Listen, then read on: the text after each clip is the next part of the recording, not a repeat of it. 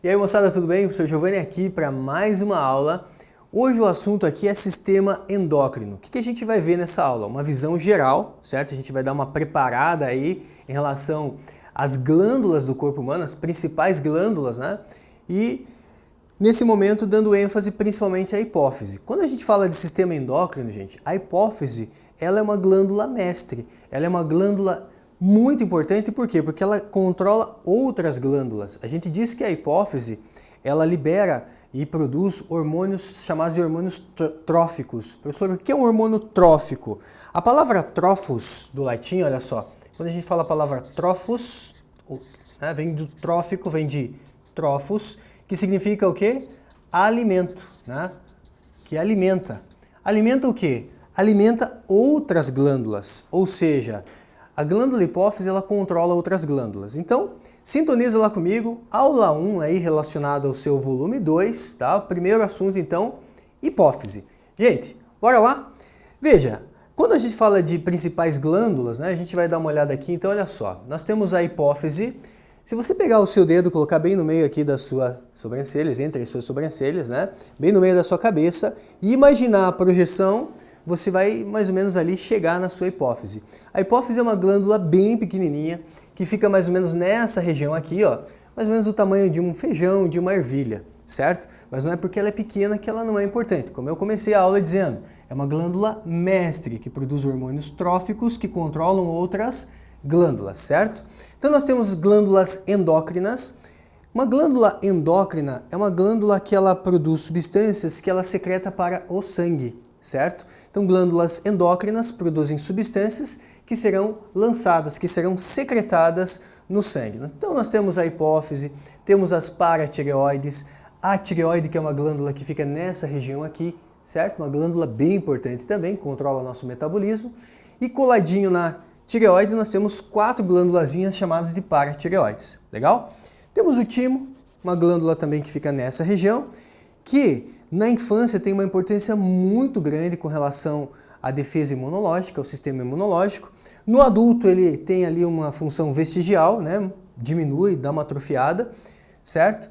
Mas tem uma função mais imunológica. A gente vai aprofundar um pouco mais falando aí do timo mais adiante, certo?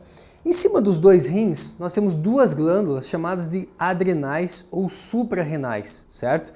Então bem em cima aqui sobre os rins, nós temos 2 glândulazinhas chamadas de suprarrenais. Alguns autores, né, usam o termo aí adrenal ou adrenais. Legal? Nós temos glândulas anfícrinas. Professor, o que é uma glândula anfícrina? Galera, se você é acostumado, né, gosta da biologia, acostumado a fazer leitura relacionada à biologia, esse prefixo aqui não é problema para você, né? Porque esse prefixo ele aparece várias vezes na biologia. O anf significa duplo. Crina significa secreção. Então são glândulas que têm dupla secreção. Tem uma parte externa, né, que secreta para um canal e tem uma parte que secreta para o sangue. Então tem uma função exócrina e ao mesmo tempo tem ali uma função endócrina.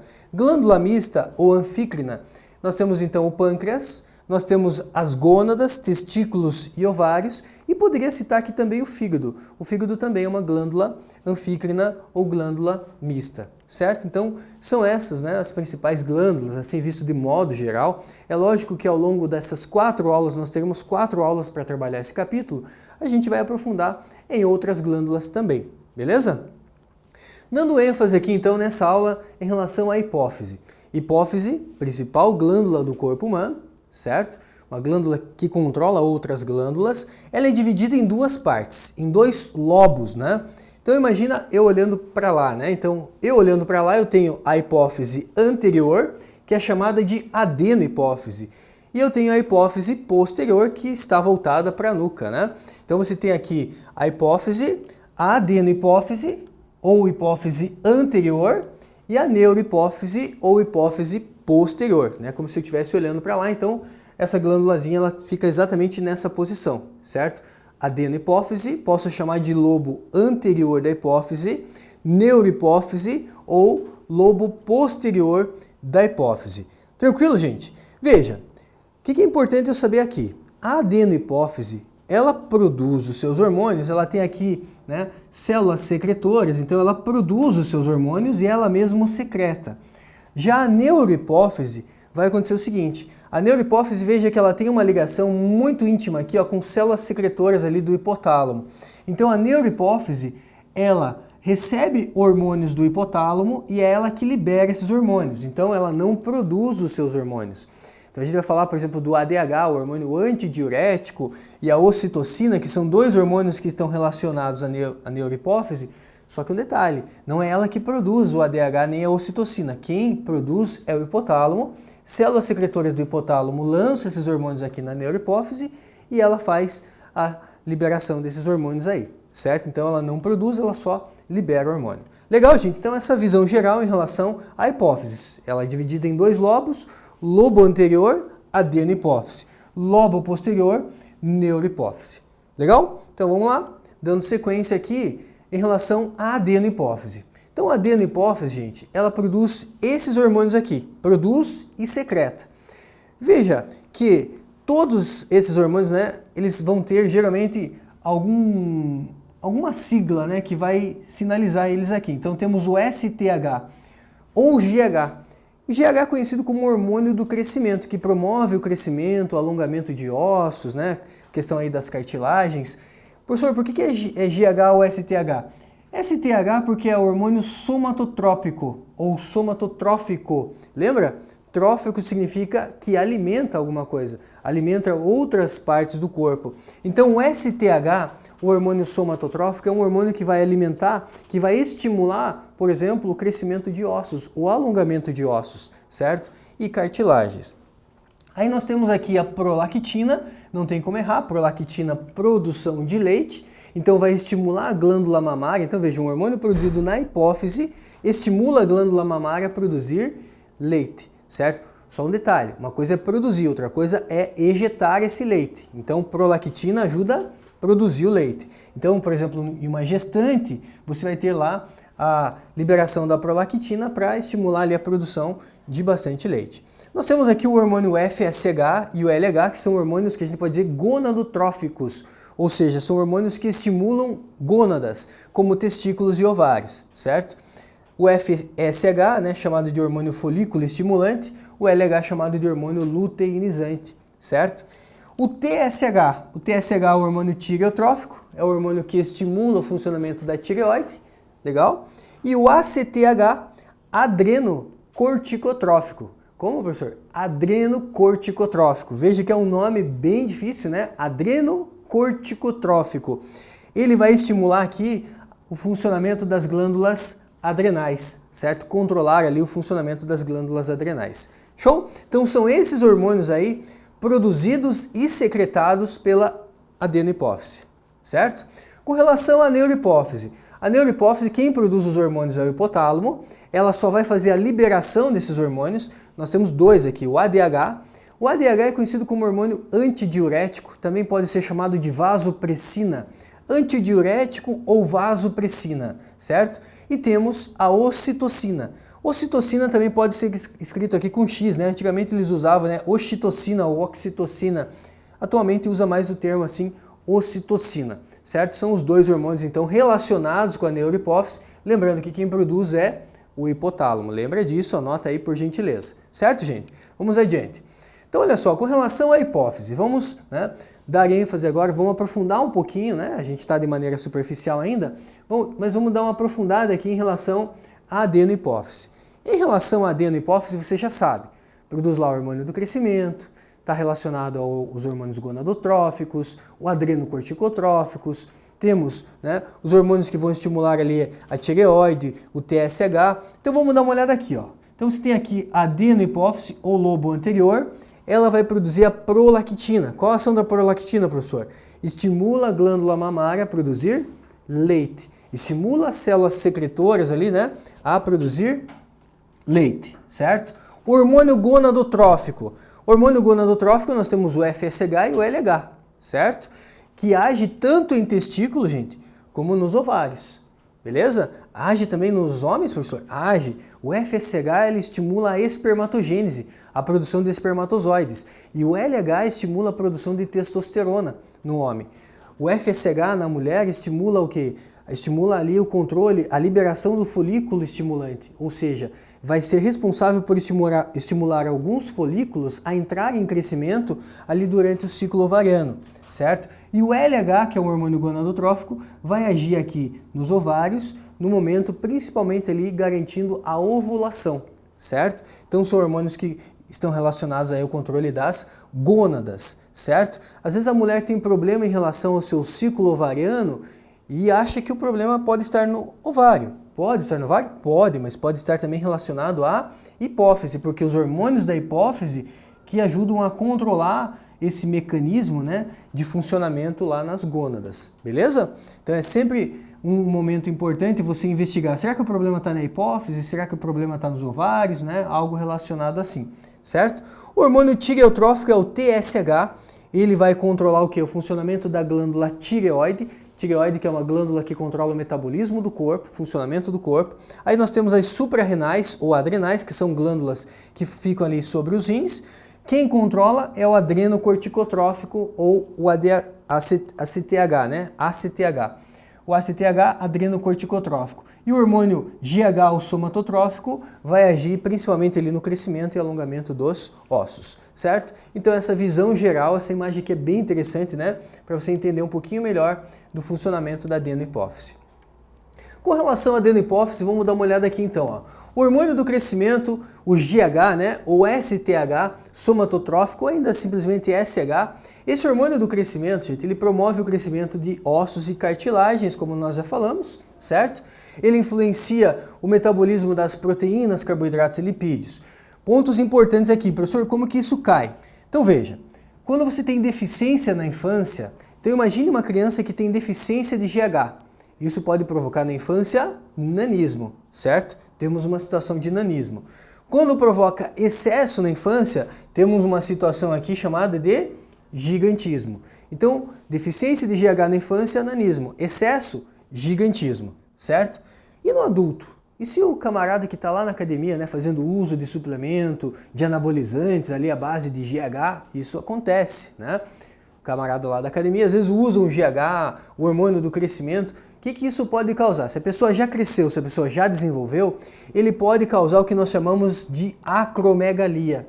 O que é uma acromegalia? É crescimento das extremidades. Então a mão pode crescer, certo? Extremidades podem crescer. Então veja aqui alguns exemplos, como no caso a língua, a mão, os dedos, os pés podem crescer. Então você pega aqueles jogadores de basquete, às vezes os camaradas têm lá, né, calça 46, 48. Ou seja, além de ter ali o gigantismo, às vezes no adulto, se ele continuar produzindo excesso desse GH, ele ainda pode ter o que nós chamamos de acromegalia, que é um crescimento das extremidades. Legal? Então no adulto, acromegalia. Show? Vamos adiante. Outro hormônio chamado hormônio TSH. O hormônio TSH, o hormônio tireotrófico, ou ainda tireotrofina, né? Tireotrofina ou tireotrófico, é ele que estimula a tireoide a produzir lá os seus hormônios. Os hormônios conhecidos como T3 e T4. Lembrando que a tireoide ela tem mais ou menos o formato de uma borboleta, né? Fica nessa região aqui, certo? A deficiência desse hormônio, então é ele que estimula a tireoide a funcionar. Se ele estimula pouco, o que acontece? A tireoide pode, né, ter uma situação ali de hipotireoidismo. Se ele estimula demais, podemos ter uma situação de hipertireoidismo, um excesso de funcionamento. Mais adiante, né, a gente vai ter uma aula mais específica em relação a esses hormônios, a gente volta a falar sobre essa situação aqui. Adrenocorticotrófico, o ACTH, ele é um hormônio que estimula lá o córtex da glândula adrenal a produzir os seus hormônios. Então, né, nós temos aqui, se pegar aqui e der um zoom, você vai ver aqui o córtex da adrenal, que é a parte mais externa, né, da glândula. Então, o ACTH está agindo ali no controle das glândulas adrenais. Legal? Mais adiante, a adenohipófise ainda produz a prolactina, desenvolvimento de mamas, produção de leite, como nós já falamos, né? Nos homens ali uma função não aplicada, né? Uma função desconhecida. Folículo estimulante, o FSH, no homem estimula a espermatogênese, que é a produção de espermatozoide. Então lembre-se, ó, FSH. FSH, você pode lembrar desse FSH de Spitz, de espermatozoides, ou seja, estimula a espermatogênese, produção de espermatozoide. Na mulher provoca, né, promove ali o crescimento do folículo, o estímulo do folículo ovariano, certo? Lá no ciclo ovariano. Estimula o ovário a produzir também o estrógeno, que é um hormônio importante, o principal hormônio feminino aí em relação ali, né, às características sexuais. Adeno-hipófise, o hormônio LH no homem estimula as células de Leydig a produzir testosterona, na mulher estimula a ovulação. Então no momento da ovulação nós temos lá um pico de LH, mais adiante a gente vai ver esse gráfico, né, lá do ciclo ovariano, a gente conversa então mais adiante sobre a questão aí, como funciona esse processo do ciclo ovariano, legal? Neurohipófise. Neurohipófise armazena e libera dois hormônios que são produzidos pelo hipotálamo. Um deles, o ADH, o hormônio antidiurético, também chamado de vasopressina, porque se ele ajuda a controlar a quantidade de água que o organismo tem, né, que o nosso corpo retém, ele ajuda a controlar também a pressão, ali então chamado de vasopressina. Ele é liberado em que situações? Então imagina que você não está ingerindo água, né, numa situação em que a pessoa para de ingerir água ou fica um grande período sem ingerir água, o que acontece? A neurohipófise libera o ADH, que vai agir lá no ducto coletor, lá nos rins, para reabsorver a água, ou seja, para reter mais água no seu corpo. Consequentemente, a pessoa urina menos, certo? Uma urina mais concentrada, menos diluída, certo? Para poder economizar água, então, momentos de que a pessoa não está repondo essa água, certo? Então, retém água no organismo. Sua deficiência pode provocar um tipo de diabetes chamado de diabetes insípidos, né? Então, cuidado, diabetes insípidos é devido à deficiência do ADH. Se a pessoa não produz o ADH, significa que ela pode urinar muito, urinar em excesso. Se ela urina em excesso, ela tem sede em excesso. E geralmente isso acontece no período da noite, né? E a pessoa acaba levantando várias vezes para ir ao banheiro. Né? Ah, professor, eu vou ao banheiro 2 vezes, né, toda noite. Não, estou falando aqui 4 ou 5 vezes a pessoa acaba levantando durante a noite para ir ao banheiro, consequentemente tem muita sede também, certo? Pode urinar em torno aí, sei lá, de mais de 10 litros, né, de urina por dia, sendo que o normal fica ali em torno de 1,5 litro, mais ou menos. A pessoa pode urinar mais de 10 litros, consequentemente tem que ingerir muita água para repor o que ela está perdendo, legal? Para não ter ali o risco de desidratação. Neurohipófise, o antidiurético, então vai agir onde? Ele age lá nos dutos coletores, né? A gente tem aqui um modelo, né, lá do néfron, onde vai acontecer ali a formação da urina, e o ADH ele vai agir então lá nos rins, alterando ali a permeabilidade dos ductos coletores, na reabsorção de água, né? Ele vai acionar ali canais que a gente chama de aquaporinas, e essas aquaporinas auxiliam ali, né, nessa reabsorção de água, certo, gente? Com relação ainda aqui essa parte hormonal, essa parte teórica, né? A ocitocina. Ocitocina é um hormônio que tem algumas funções bem peculiares, bem interessantes. É esse hormônio que promove contrações do útero no momento do parto. Então, no momento do parto, quando a mulher tem lá as contrações, né? Esse hormônio é importante que, se essa mulher for fazer um parto normal, um parto natural, é importante que essa mulher esteja liberando uma quantidade bem grande desse hormônio para estimular as contrações do útero no momento do parto. Às vezes a mulher não tem a contração suficiente, mas ela quer muito um parto natural. Então o médico pode entrar com uma medicação de ocitocina para auxiliar as contrações, certo? Contração também da musculatura lisa das glândulas mamárias. Lembre-se, a prolactina estimula a produção de leite, prolactina produção, enquanto a ocitocina estimula a ejeção, a saída do leite. Uma coisa é ter leite, outra coisa é ejetar esse leite. Quem auxilia na ejeção é a ocitocina, certo? Quando uma mulher ela passa por um parto natural, normalmente ela já tem um pico muito grande de ocitocina no corpo, então para amamentar é mais fácil. Por quê? Porque ela já tem ocitocina, consequentemente ela já tem ali, né, a injeção do leite facilitada. Agora, mulheres que fazem parto de cesárea, né, o que acontece? Não tem esse pico de ocitocina. Então, ao começar a tentar uma amamentação, geralmente isso pode demorar algumas horas até a questão da criança mamar. E quando a criança mama, ela estimula o quê? Acontece aqui uma retroalimentação, né?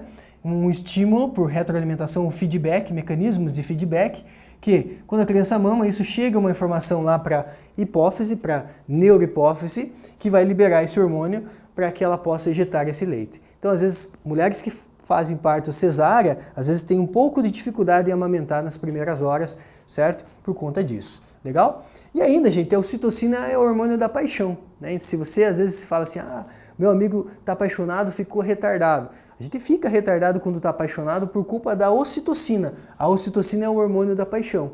E se você fica aí trocando de namorada, de namorado, né, porque você fala assim, ah, acabou a paixão. Saiba que quem é culpado aí é a ocitocina. Quando você está apaixonado, você tem aquele pico de ocitocina. E para o mundo, né? Porque quando você está apaixonado, para tudo. Só que isso passa algumas semanas, o pico de ocitocina baixa. E aí, às vezes, a pessoa sente a necessidade de encontrar um novo namorado, uma nova namorada, para sentir aquele prazer de novo, né? Sentir aquela sensação, né, de prazer, de estar apaixonado. Por conta ali da ocitocina, né? O hormônio da paixão, o hormônio aí relacionado à paixão. Beleza, gente? Então, nós temos aqui alguns exercícios para a gente fechar essa aula, né? Fechar com chave de ouro. Então, presta atenção aqui comigo. O exercício diz assim, ó: o aumento da perda de água por transpiração tem como principal consequência. O aumento da perda de água por transpiração tem como principal consequência. Letra A: o aumento da produção de ADH visando diminuir a produção de urina. Então, vamos pensar. O aumento da perda de água por transpiração. Estou transpirando demais, né? Estou transpirando, estou perdendo muita água. O que será que o meu corpo vai fazer? Será que ele vai aumentar a produção de ADH para que eu possa diminuir a produção de urina, já que eu estou perdendo água ali a partir da transpiração? Né? É uma possibilidade. O aumento da produção de células sanguíneas visando provocar o aumento da pressão arterial? Não tem nada a ver, né? Relacionado ao controle, né, ali dessa água no corpo, né, de reter água no corpo, é o ADH. Letra C. A diminuição da frequência respiratória visando diminuir a perda de água na respiração? Não. Aumento da reabsorção de água pelo intestino? Né? Reabsorção vai acontecer lá nos rins. Diminuição da velocidade dos movimentos peristálticos estão associados ali à questão da digestão, certo? Então ficamos aqui com a alternativa A. Se estou perdendo água por transpiração, é importante economizar água, liberar menos urina, certo? Uma curiosidade, gente. Pessoas que ingerem bebidas alcoólicas tendem a ir mais vezes ao banheiro porque o álcool ele acaba inibindo o ADH. Se o álcool inibe o ADH, consequentemente, o que acontece? Essa pessoa acaba indo mais vezes ao banheiro, né, porque ela acaba não retendo essa água que seria importante ela reter no corpo. Consequentemente, no dia seguinte, ela pode ter a famosa ressaca, né? Devido a quê? Devido a ela ter liberado muito xixi, muita água nesse xixi, consequentemente o corpo dela liberou água em excesso. Fica faltando essa água, no dia seguinte a pessoa acorda lá com a ressaca. Beleza? Então, tá aí o hormônio ADH importante. Mais uma questão. Uma pessoa apresenta um quadro clinicamente conhecido como diabetes insípido. Ela sente muita sede, elimina grande volume de urina. Seus exames revelaram uma taxa alterada de um hormônio antidiurético. Trata-se de um distúrbio envolvendo o antidiurético é o ADH, né? E o ADH, se ele não está sendo liberado, né, uma taxa alterada de hormônio antidiurético, então estamos relacionando aqui com uma função da hipófise. Mas é uma hipofunção ou uma hiperfunção? Nesse caso é uma hipofunção, ó, porque muita sede elimina grande volume de urina, significa que ela não está reabsorvendo, consequentemente não está liberando o ADH em quantidades suficientes. Beleza? Então, devido a uma hipofunção da hipófise, sendo mais específico, neurohipófise. Certo, gente? Então, finalizamos essa aula de sistema endócrino. Fica aí ligado que na próxima aula a gente continua falando de sistema endócrino. Tchau, gente. Até mais.